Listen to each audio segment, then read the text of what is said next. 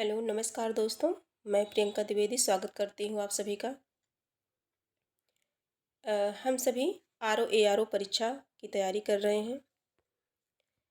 R O A R O समीक्षा अधिकारी एवं सहायक समीक्षा अधिकारी की तैयारी कर रहे हैं और प्री परीक्षा की तैयारी कर रहे हैं। तो प्री परीक्षा की तैयारी में 6 टॉपिक हैं, जैसा कि सभी जानते हैं। 6 टॉपिक लगे हैं और 6 टॉपिक, प्रत्येक टॉपिक से 10-10 अंक सुनिश्चित किए गए हैं।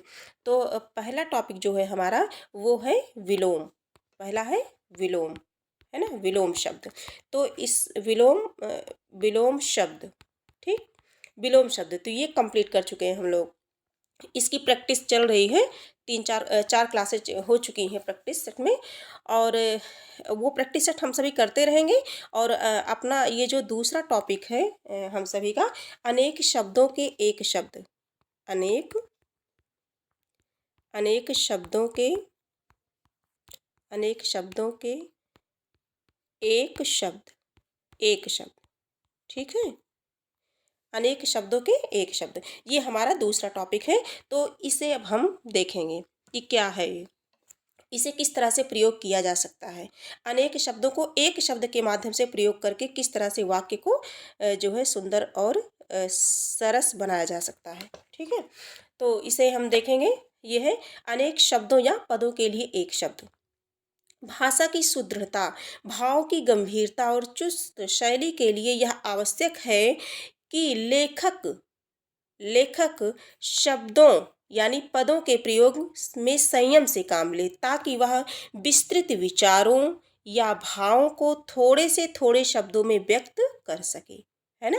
इसीलिए कि अपने विचारों को, जो विस्तृत विचार हैं, उसके जो भाव है, उसको कम से कम शब्दों में किस तरह से व्यक्त किया जा सके, इसीलिए जो है एक शब्द, अनेक शब्दों के लिए एक शब्द का प्रयोग किया जाता है। गागर में सागर भरना कहावत यही चरितार्थ होती है कि गागर में सागर भरना मतलब कम शब्दों में अधिक बात को प्रस्तुत कर देना, ठीक। देखते हैं, समास, तद्धित और कृदंत वाक्यांश या वाक्य एक शब्द या पद के रूप में संक्षिप्त किए जा सकते हैं। ऐसी हालत में मूल वाक्यांश या वाक्य के शब्दों के अनुसार ही एक शब्द या पद का निर्माण होना चाहिए। दूसरी बात यह है कि वाक्यांशों को संक्षेप में सामासिक पद का भी रूप दिया जाता है। संक्षेप में कुछ ऐसे लाक्षणिक पद या शब्द भी हैं जो अपने में पूरे एक वाक्य या वाक्यांश का अर्थ रखते हैं। निम्नलिखित वाक्य खंडों के संक्षिप्त शब्द रूपों को याद रखना चाहिए, तभी हम थोड़े में अधिक से अधिक लिखने में समर्थ हो सकेंगे, है ना। जब अपने विस्तृत जो है बातों को कम शब्दों में यदि हमें कहना है, तो हमें उसके लिए जो है अधिक से अधिक शब्दों को याद रखना पड़ेगा, है ना। अभ्यास के लिए कुछ उदाहरण दिए गए हैं। ये वाक्य खंड है और ये क्या है, एक शब्द है। वाक्य खंड और एक शब्द है। और आपकी सरलता के लिए आपको बताना चाहूँगी कि आधुनिक हिंदी व्याकरण और रचना, वासुदेव नंदन की है ना। वासुदेव नंदन प्रसाद की ये बुक है, जो बहुत ही महत्वपूर्ण है एग्जाम की दृष्टि से। व्याकरण के लिए बहुत ही उपयोगी पुस्तक है ये। तो इस पुस्तक से हम सभी ये देख रहे हैं।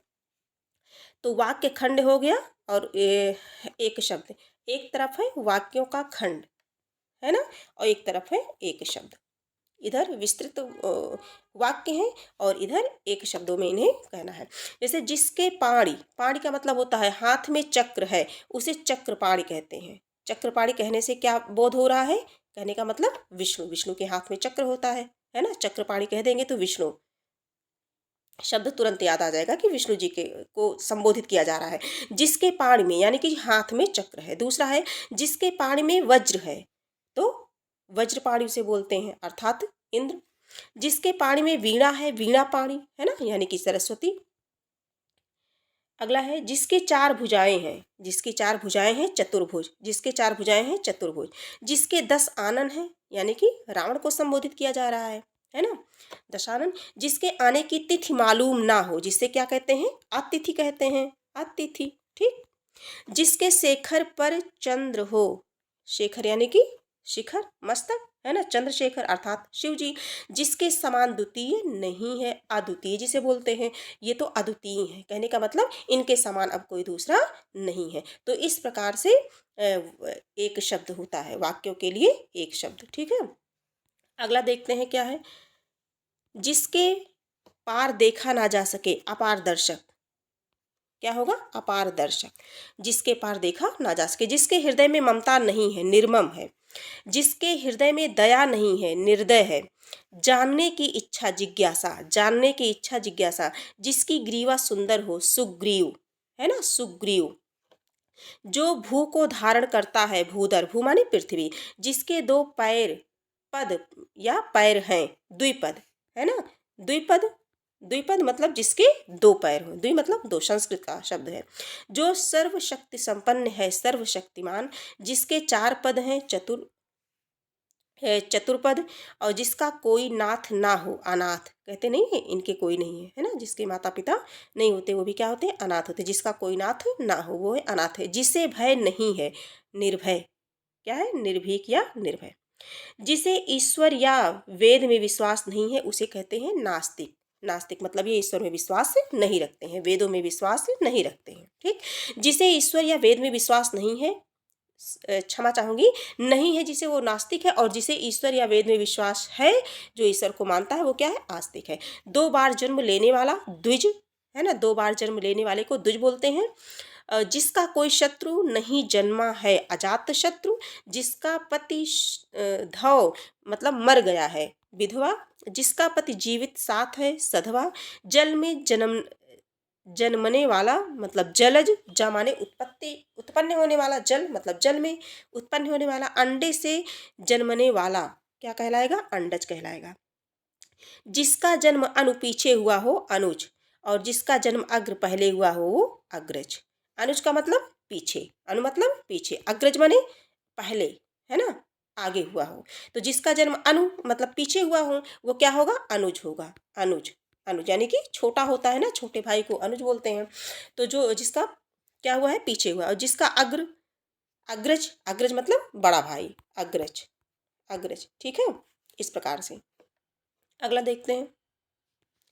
इसमें जितने भी दिए गए हैं ये सभी इंपॉर्टेंट हैं।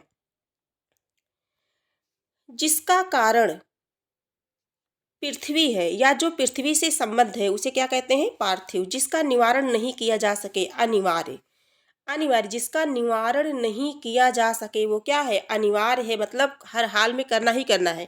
साहित्य रचना या साहित्य सेवा से संबंध, साहित्यिक, जिसकी उपमा ना हो, अनुपम, अनुपम है, ये तो क्या है, अनुपम है, इस जिसकी उपमा ना हो।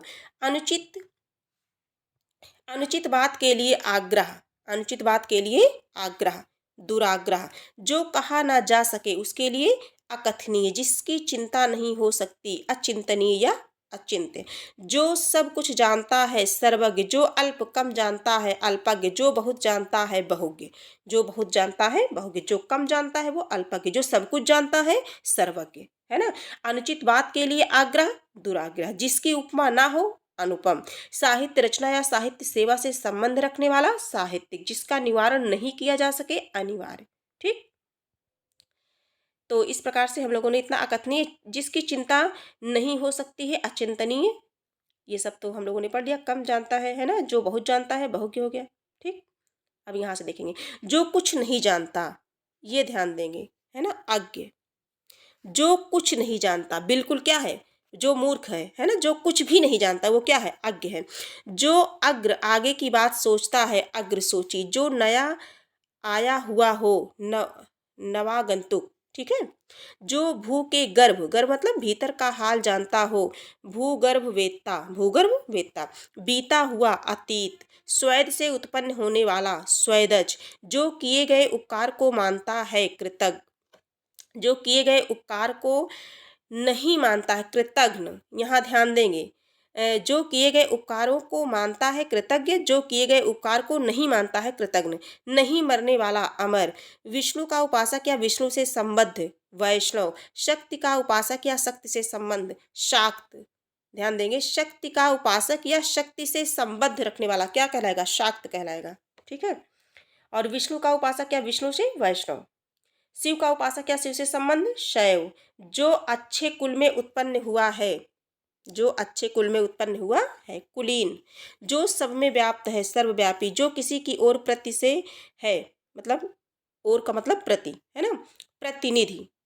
जो किसी की ओर से है तो उसे प्रतिनिधि बोलते हैं। गिरा हुआ, पतित। जो बहुत बोलता है, वाचाल। इंद्रियों को जीतने वाला, जितेंद्रिय। अवश्य होने वाला, अवश्यंभावी। जो स्त्री के वशीभूत या उसके स्वभाव का है। स्त्रैण।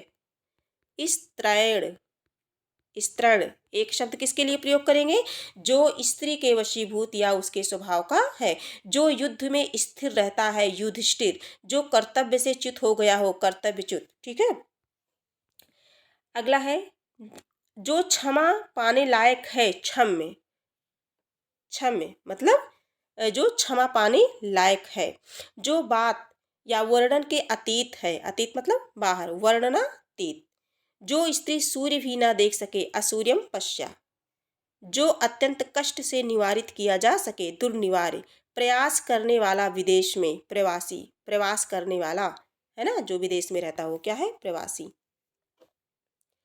अगला देखते हैं, जो देखा नहीं जा सकता, अदृश्य या अलक्ष्य। अलक्ष्य। जो वचन से परे हो, वचनातीत। जो कहा गया है, कथित, भविष्य में होने वाला, भावी। जो सरों में जन्मता है, सरसिज। सरों में जन्मता है मतलब सरसिज। सरो मतलब सरोवर, तालाब में। अतिशय या अति मतलब बढ़ा चढ़ा करके उचित कहना, क्या कहलाता है? अतिशयोक्ति या अत्युक्ति, बढ़ा चढ़ा करके कहना। जो नहीं हो सकता, असंभव। मिष्ट या मधुर भाषण करने वाला, मिष्ट भाषी। जो मुकदमा लड़ता रहता है, मुकदमेबाजी, मुकदमेबाज। जो आमिष, आमिष का मतलब होता है मांस। जो आमिष नहीं खाता यानी कि मांस नहीं खाता, वो निरामिष। जो देने योग्य है, देय। जो अक्षर पढ़ना लिखना जानता है, अक्षर का मतलब होता है पढ़ना लिखना जानना, साक्षर। जो पहरा देता है, प्रहरी। बुरा मतलब दुराग्रह, दुराग्रह है ना। जो आग्रह सत्य हो, सत्याग्रह। जो पर मतलब दूसरों पर, अर्थी है मतलब दूसरों का भला चाहने वाला, परार्थी है ना। जो स्व मतलब स्वयं पर, खुद पर, अर्थी है भला चाहने वाला है, स्वार्थी। पर मतलब दूसरे, स्व माने स्वयं, खुद पर। जो अल्प कम बोलने वाला है, अल्पभाषी। जो मुकदमा दायर करता है, वादी या मुद्दई है ना, जो मुकदमा सर्वप्रथम दायर करता है। जो अश्व अर्थात घोड़े का आरोही, आरोही का मतलब होता है सवार है, अश्वारोही। पथ का प्रदर्शन करने वाला, पथ प्रदर्शक।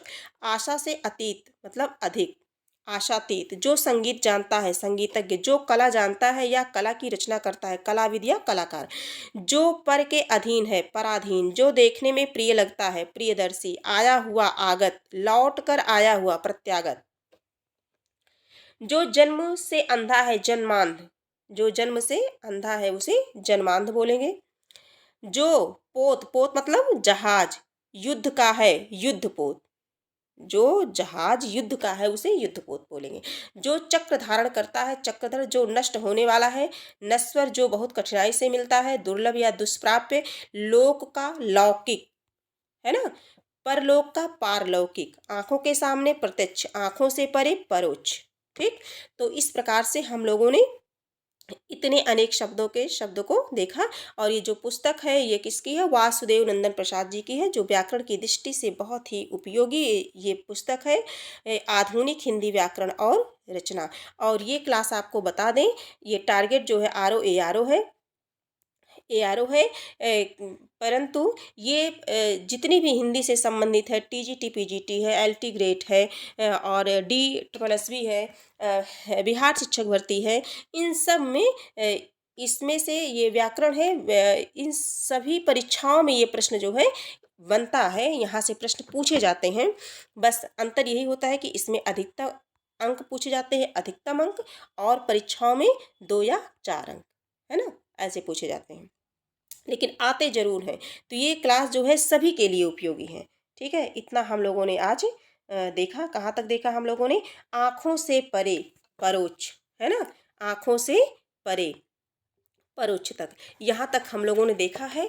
और ये क्लास अब यहीं समाप्त होती है। एक अनुरोध है आप सभी से कि यदि ये जो श्रृंखला चलाई गई है समीक्षा अधिकारी एवं सहायक समीक्षा अधिकारी के लिए, जो भी टॉपिक हम लोग पढ़ रहे हैं, अगर इस ये क्लास आपको उपयोगी लगे, परीक्षा की दृष्टि से आपके लिए ये हेल्पफुल हो, आपको लगे कि हाँ हम इनसे जुड़ करके हम अपने आप को निखार सकते हैं, अपने आत्मविश्वास को बढ़ा सकते हैं, अगर थोड़ी बहुत भी ये क्लास अगर आपको अच्छी लगे तो आपसे अनुरोध है कि आप सभी लाइक शेयर और सब्सक्राइब ज़रूर करें, क्योंकि आपका एक लाइक सब्सक्राइब और शेयर हमारे लिए बहुत ही महत्वपूर्ण है। और ये हमारे मनोबल को बढ़ाता है और मुझे क्लास करने के लिए, क्लास बनाने के लिए ये मुझे प्रेरित करता है। इसलिए मैं चाहती हूँ कि आप लोग लाइक शेयर और सब्सक्राइब, यदि आपको लगे कि यह उपयोगी है आपके लिए तो ये अवश्य करें। आप सबके प्यार और सपोर्ट की मुझे बहुत ही आवश्यकता है। अब ये क्लास यहीं है, अगली क्लास अगले दिन आएगी, तब तक के लिए धन्यवाद।